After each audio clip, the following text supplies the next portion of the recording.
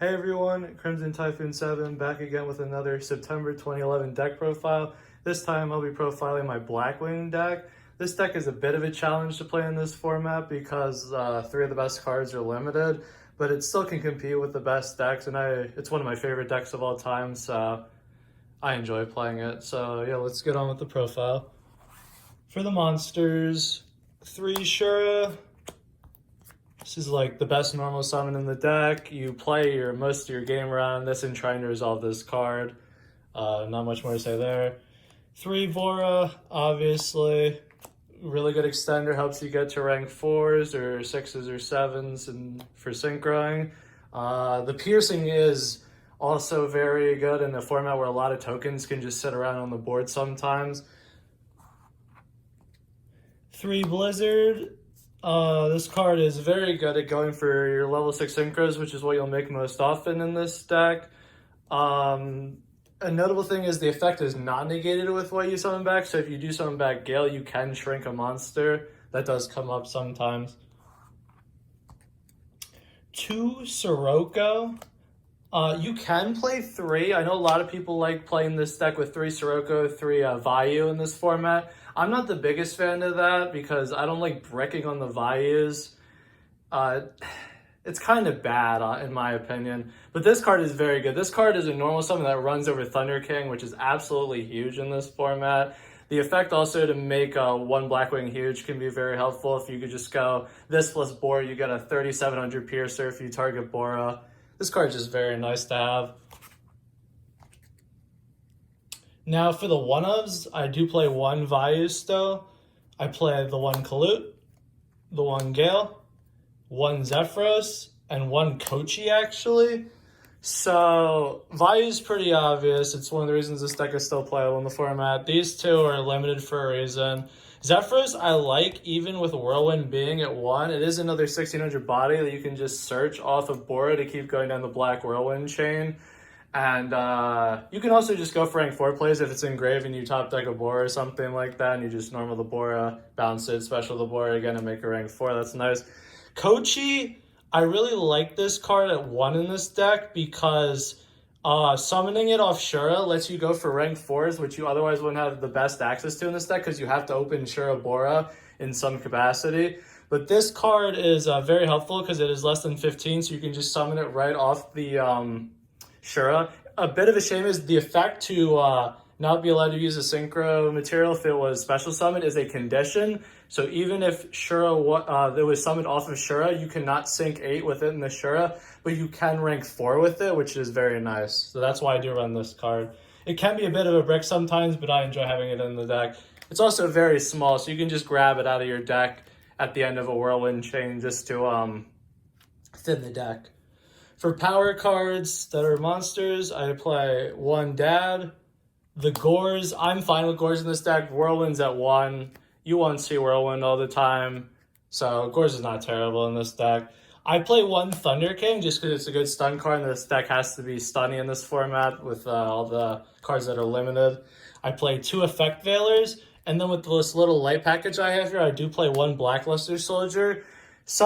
On a few occasions, you do see this where you have no lights engraved, and it could be a bit of a brick, but the amount of power this card gives to any deck by including it is nothing to be ignored. So I enjoy having this in the deck.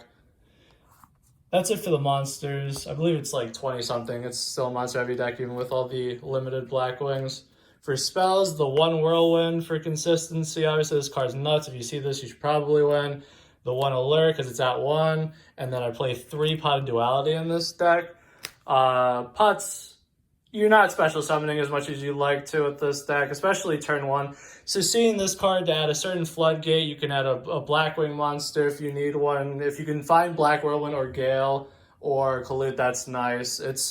This card solves a lot of the problems that this deck has in this format, and it's just nice to be able to see what exactly you want. For other spells, the 1 heavy, 2 MST, I play this ratio of spell and trap destruction like every deck I play in this format. I like it. Then for power 1-ofs, I play Monster Reborn, Dark Hole, and Book of Moon. It's not the biggest monster every deck, and you do have stuff like Vayu where you will banish some Blackwings from grave, so I don't like Avarice in this deck, especially with the reduced monster count.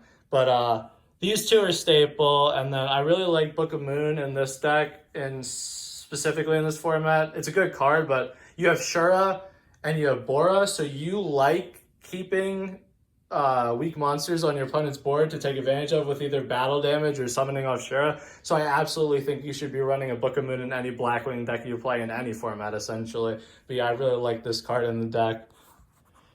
On to the extensive trap lineup, which is what kind of hard carries this deck in this format. 3 Icarus Attack. It went back to 3 on the September 11 ban list, so we're playing 3. Not much more to say there. If you're running Blackwings, you're running Icarus Attack. For other trap cards, 1 Compulse, 1 Bottomless, 1 Mirror Force. I like all these cards. This could be a Torrential if you have it. I really like bouncing cards in this deck and choosing what stays on the board, like I said before, for Shura and Bora. This card, you can target a Synchro monster with it just to get rid of it. It's really good at getting rid of Stardust, which can be annoying for this deck sometimes if you don't see your Gale or something like that. But yeah, these cards are all really good. And then I play the Solemn Brigade for this format, the 2 Warning, and the 1 Judgment. Very good cards, obviously. And then for the last card I play 1 Starlight Road. This is a back row heavy deck. You also want to protect the Black Whirlwind if you have it. So this card's very nuts when you can get it off. Also, the existence of Starlight Road in your deck will make your opponent think twice about Dark Holing or Heavy Storming you or Black Rosing the board. So I really enjoy this card. The main deck is 43 cards.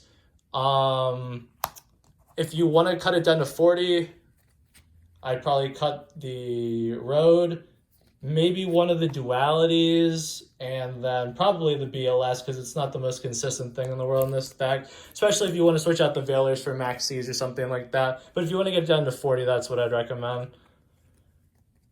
On to the extra deck. 1 Catastor. You don't go 5 too often in this deck. It's literally just Blizzard into Kalut, which means you've already seen the 1 of Kalut, use the hand trap effect, and then you're bringing it back with a Blizzard. So this could be, you could have a Catastor and a Librarian. I just have the Catastor in here. It's a nice card. For 6s, you will make 6s the most out of anything in this deck, so you want to have a decent 6 lineup. I have the 2 Armed Wings for the Blackwing monsters, a Gaia Knight, and Bryanak. You can also run an Orient Dragon if you want a 5th one and really just want to go into the 6s.